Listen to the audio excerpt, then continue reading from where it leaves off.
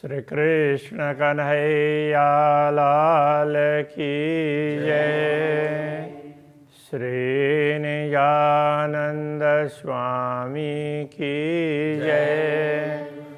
श्री प्राणनाथ प्यारे की ताथे रस तो सब एक है, तामे अनेक रंग। कलंगी दुग दुगी ठोर अपने, करत माहो माहे जंग। करत माहो माहे जंगा। श्री कृष्ण कन्हैया लाल की।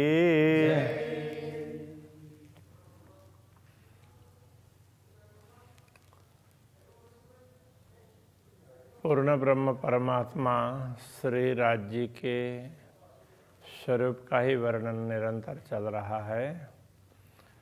तो उसमें कभी बीच बीच में ब्रह्मात्माओं की बात आती है, कभी श्री राज्य के स्वरूप में उनके वस्त्र आभूषण उनकी बात आती है, किंतु सभी का मुख्य उद्देश्य तो ब्रह्मात्मा ही पूर्ण ब्रह्म परमात्मा के स्वरूप का वर्णन कर सकती है। यद्यपि उनके विषय में दुनिया में कोई इतनी चर्चा नहीं हुई है और अभी तक परमात्मा के स्वरूप का क्यों वर्णन नहीं हुआ उसके संदर्भ में यहाँ समझा रहे हैं। मोमिन असल सूरत अरस में, ब्रह्मात्माओं का असली स्वरूप है वो परमधाम में ही है। अबलव न जाहिर कित, तो अभी तक पूर्ण ब्रह्म परमात्मा का स्वरूप इस दुनिया में जाहिर नहीं हुआ पूर्ण रूप से कहीं भी। उसका कारण क्या है? खोज खोज कई बुजरक गए, खोज खोज करके अनेक लोग चले गए हैं। सो अरस रूहें ल्याही इत, परमधाम की आत्मा ही ये लेकर के आई है। तो परमधाम की आत्मा भी ये अवलव न जाहिर कित, इसका अर्थ ये भी उसमें कर सकते हैं। परमधाम की आत्माएं, ब्रह्मा आत्माएं परमधाम में ही हैं, उनका मूल स्वरूप परमधाम में अभी तक दुनिया में वो प्रकट नहीं हुई थी। इसलिए इस दुनिया में परमात्मा के स्वरूप की खोज करने वाले लोग अनेक हुए और वो चले भी गए हैं, किंतु पूर्ण ब्रह्म परमात्मा की बात उनके स्वरूप की, उनकी लीला की, धाम की, ये सारी बातें ब्रह्मात्माएं लेकर के आई है इस दुनिया में। नूर खूबी कई केसन की, हक स्वरूप की इत, पूर्ण ब्रह्म परमात्मा के स्वरूप के वर्णन करते हुए कह रहे हैं श्री राज्य के कुंतल केश से निकलने वाले प्रकाश में कितनी विशेषता है इसकी बात करेंगे तो हाय हाय मेरा अंग मुर्दा ना हुआ, कहते बक्का निष्वत। तो परमधाम में अक्षरातीत धामधनी के अंग स्वरूप ही है ब्रह्मात्माएं और हमारा मूल परमधाम में ही है। और ऐसे हमारे अंगी पूर्ण ब्रह्म परमात्मा के स्वरूप का वर्णन करते हुए तो ये नश्वर तन है, इसमें से प्राण चेतना क्यों निकल नहीं रही है और ये मुर्दा क्यों नहीं हो रहा है?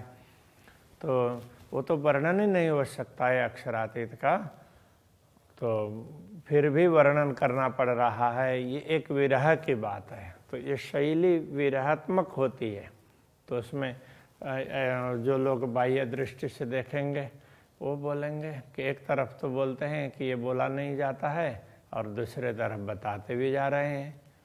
तो तर्क वितर्क करना हो तो कहीं भी कर सकते हैं, किंतु कहना ये चाह रहे हैं कि ये इस शरीर के बलबूते की बात नहीं है, क्योंकि इस शरीर के माध्यम से बताने का प्रयत्न तो अनेक लोगों ने किया है।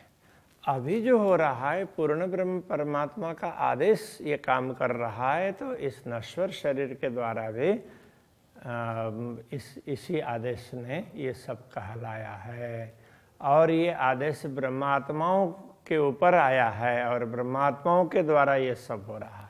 ये बात समझाना चाह रहे हैं। इस रहस्य को समझेंगे तो सारे चौपाइयों में जो बार बार विरह की बात कर रहे हैं तो वो सब समझ में आ जाएगी। नख शिखलों वर्णन किया और गाया लड़ाए लड़ाए। नख से शिखा पर्यंत पूर्ण स्वरूप का वर्णन किया और बार बार लड़ा करके का तात्पर्य तो एक बार नहीं, 2 बार नहीं, 3 बार नहीं, तो कई ये सारे मिला करके तो विचार करेंगे ना, तो सागर और श्रृंगार ग्रंथ में 7 बार वर्णन किया है।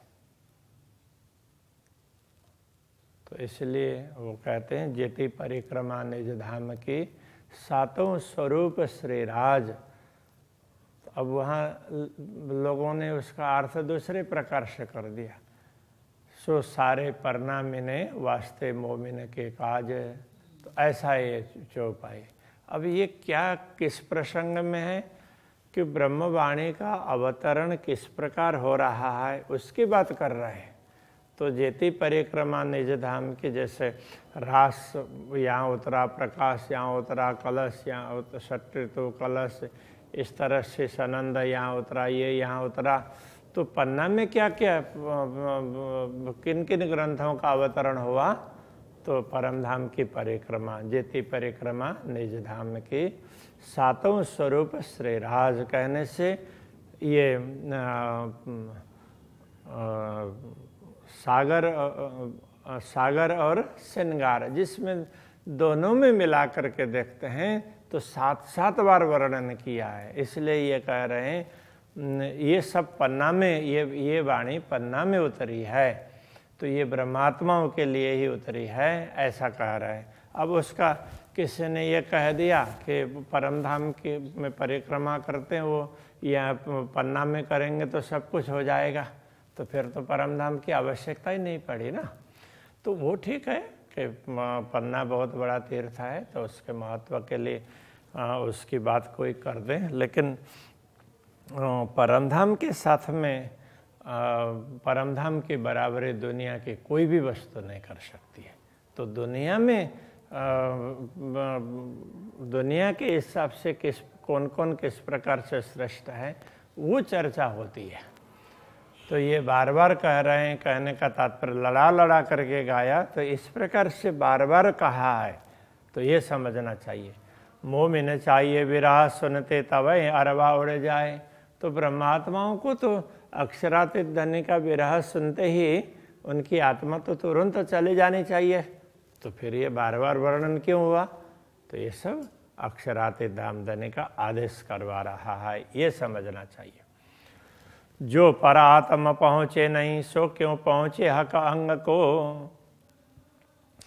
जब दुनिया के शब्द ब्रह्म आत्माओं का असली स्वरूप जिसको परात्मा कहते हैं परमधाम में है, खेल देखते हुए पूर्ण ब्रह्म परमात्मा के चरणों में है, तो उस स्वरूप का भी वर्णन नहीं हो सकता है।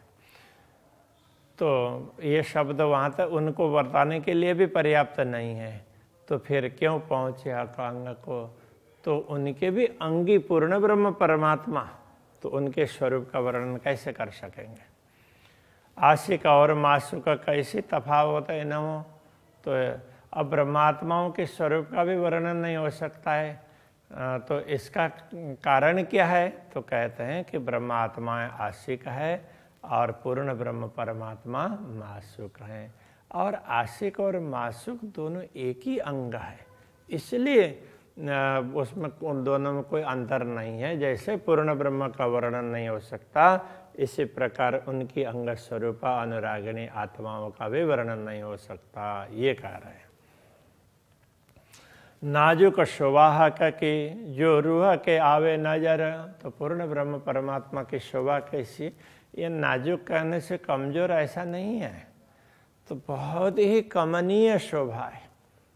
इतनी कोमल, इतनी कमनीय ऐसी शोभा है कि यदि वो आत्मा की दृष्टि में आ जाए तो तब अबही तो को अरस्य की हो जाए फजर। हे ब्रह्मात्मा, यदि तुम्हारी दृष्टि में पूर्ण ब्रह्म परमात्मा का स्वरूप एक बार भी आ जाए तो अभी तुम्हारी दृष्टि है ना, ओ तुम्हारी दृष्टि ना अभी परम धाम में पहुंच जाएगी। और अब तुम्हारे लिए तो अभी जागृति हो जाएगी, मतलब तुम परम धाम में अभी के भी जागृत हो सकते हो। तो ये कहना चाह रहे हैं, ज्यों सूरत दिल देखत त्यों रूह जो देखे सूरत। जो तुम्हारी जो सूरत का तात्पर्य स्वरूप पूर्ण ब्रह्म परमात्मा के स्वरूप को तुम्हारा जो मूल स्वरूप है परात्मा, वो उनका दिल देख रहा है। त्यों रूह जो देखे सूरत, तो ये जो सुरता यहाँ पर आई है, ये अक्षराते धामधनी के स्वरूप के दर्शन कर ले तो बेर नहीं रूह लज्जत तेरे अंग जात निश्वत। तो लज्जत का तात्पर्य स्वाद। जो परमधाम की आत्मा पर आत्मा अक्षरातीत धामधनी के दर्शन करके जिस प्रकार आनंद का अनुभव कर रही है, ये आनंद तुम यहाँ बैठे बैठे भी कर सकते हो। वो स्वाद तुम भी ले सकते, क्योंकि तेरे अंग जात निश्वत, तेरा जो मूल स्वरूप है वो भी अक्षरातीत धामधनी का ही अंग है। फर्क नहीं दिल रूह के, ये तो दो रहे हिल मिल। तो वैसे तो फर्क नहीं है, ये सुरता और परात्मा दोनों में फर्क नहीं है, क्योंकि परात्मा के दिल में ही तो ये सुरता है, तो बाकी सुरता का अस्तित्व क्या है, तो वो बात भी आगे समझाएंगे। तो दोनों तो हिलमिल करके अरस परस हैं।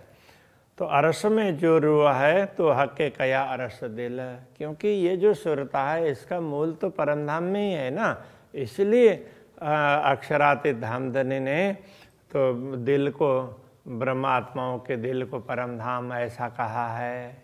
तो ये क्या है कि ये बड़े ही मर्म की बात है, तो बहुत गहराई से समझेंगे तो इन बातों में लगेगा कि हाँ ये कहना चाह रहे हैं। बाकी ऊपरा ऊपरी अब शब्द तो बड़े साधारण से लगते हैं, तो उसको ऊपरा ऊपरी देखते हैं तो पता नहीं क्या कह रहे हैं, ऐसा लगने लगेगा। तेरा दिल लग्या ज्यों सूरत को, त्यों जो सूरतें रूह लगे। तो तेरा दिल मतलब तुम्हारा जो असली स्वरूप परमधाम में है, तो उनका दिल तो अक्षराते धामधनी के स्वरूप का दर्शन नित्य करता ही है, तो दिल में बैठाता ही है अक्षराते धामधनी के स्वरूप को।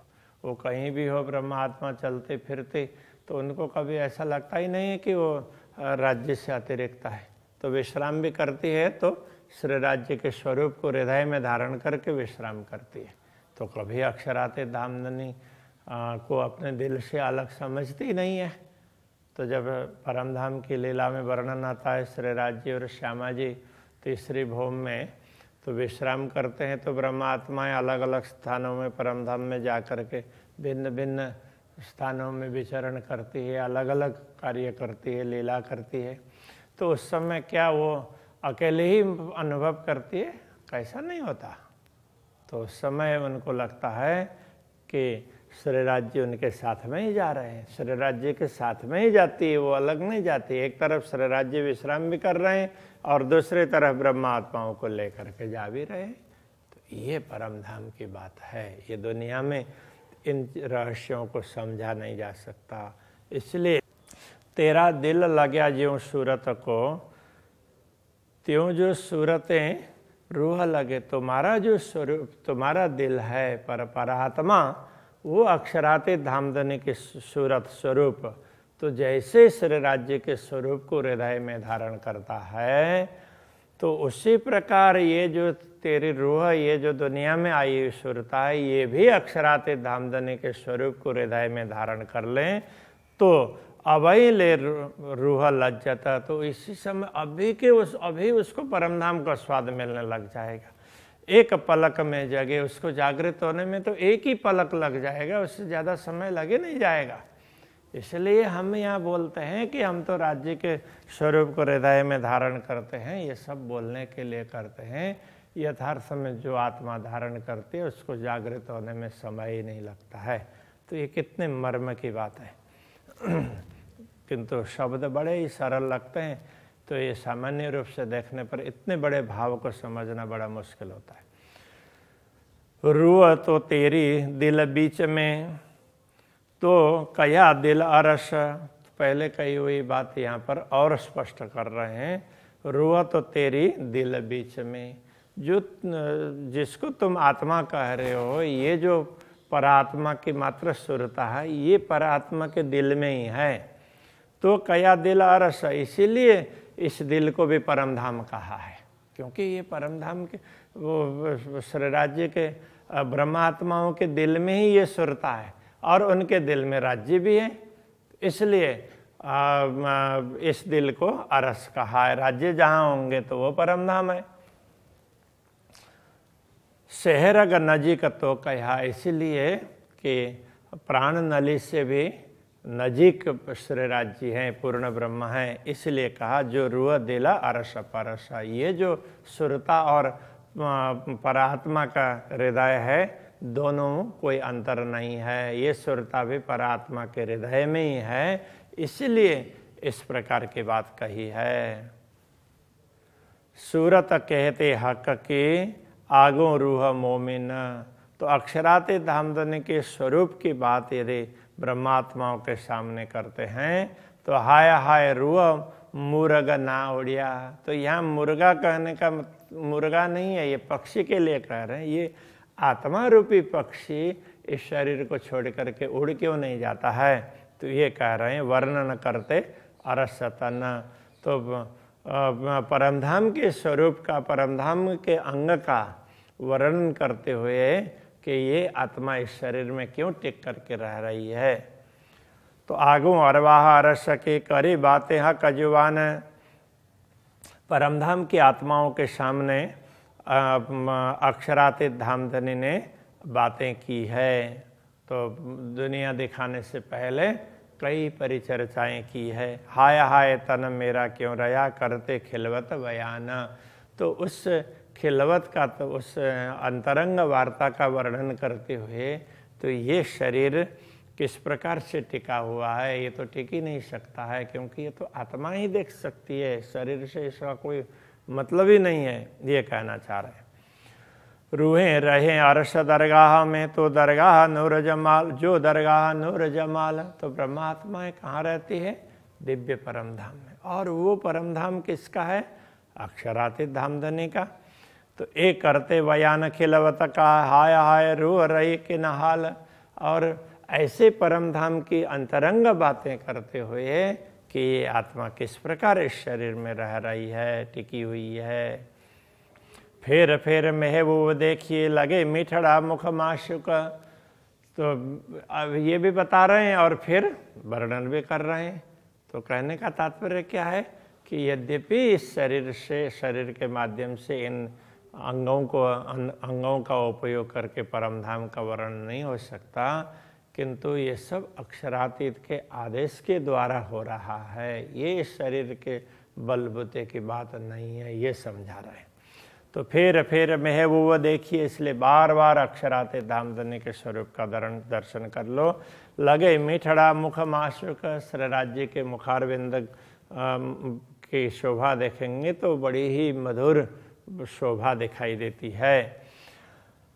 अंग गौर ज्योता अंबरलो, छवि देख दिल हो तना भूक भूक। अंग गौर ज्योत अंबरलो, तो उनका जो गौर मुखारविंद है, तो उसकी ज्योति पूरे आकाश में छाई हुई है। ऐसी सुंदर छवि को देख करके ये दिल टुकड़ा टुकड़ा क्यों नहीं हो रहा है। रूप रंग अंग छवि शलु की, कहे वस्त्र भूषण, उनका स्वरूप है, उनका अंग है, उनकी छवि है, इतनी सुंदर है कि उसी प्रकार उनके वस्त्र और आभूषण भी सुंदर कहे। ये कहते अरवा ना उड़ी, ये कहते हुए ये आत्मा शरीर से निकल नहीं गई है।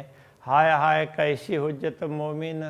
यदि ब्रह्मात्मा होने का दावा करते हैं तो ये कैसा दावा है। तो ब्रह्मात्मा तो इस स्वरूप को छोड़ करके इधर उधर हो ही नहीं सकते, फिर दुनिया में क्यों टिके हुए हो।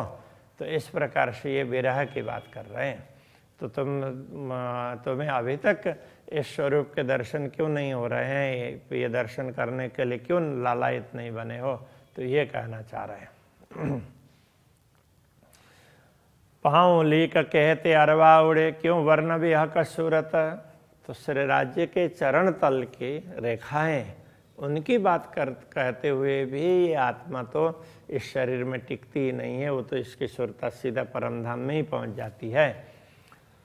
क्यों वर्ण भी हक सूरत। तो फिर इस देह के द्वारा अक्षरातीत के स्वरूप का वर्णन कैसे कर सकता। केवल चरण तल की रेखाओं का भी वर्णन नहीं हो सकता। बंद बंद छूट ना गए, हाय हाय कैसी अरस हुज्जत। तो इस शरीर के बंद बंद मतलब इसके जो भी संध संध अंग अंग ये छूटे नहीं है। हाय हाय कैसी हर अरस उज्जत, हम कैसे परमधाम के होने की दावा कर रहे हैं। कया गौर मुख मासुक का और नीलवट असल तिलक। तो श्री राज्य का मुखारविंद फिर भी गौर वर्ण का है, इस प्रकार से हमें कहना पड़ रहा है। और नीलवट असल तिलक, और उनके ललाट प्रदेश में असली तिलक है। हाय हाय ये बयान करते क्यों जिए, हम में रही नहीं रंचक। तो ये वर्णन करते हुए कि हम इस शरीर में कैसे बैठे हुए हैं, हमें ये जरा सा भी ध्यान नहीं रहा है। बाकी तो इस शरीर के देह भाव में रह करके तो ये वर्णन हो ही नहीं सकता है, ये कहना चाह रहे हैं। तो अभी के प्रश्न को यहीं रखते हैं। श्री कृष्ण कन्हैया लाल की जय। हम में रही नहीं रंचक, हम में रही नहीं रंचक। कहा गौर मुख मासुक का, कहा गौर मुख मासुक का। और नीलवट असल तिलक, और नीलवट असल तिलक। हाय हाय बयान करते क्यों जिए, हाय हाय बयान करते क्यों जिए। हम में रही नहीं रंचक, हम में रही नहीं रंचक। हम में रही नहीं रंचक। हम में रही नहीं रंचक। कृष्ण कन्हैया लाल की जय। श्री निजानंद स्वामी की जय। श्री प्राणनाथ प्यारे की जय। श्री पाँच नौतनपुरी धाम की जय। जगत गुरु आचार्य श्री 108 कृष्णवेणी जी महाराज की जय।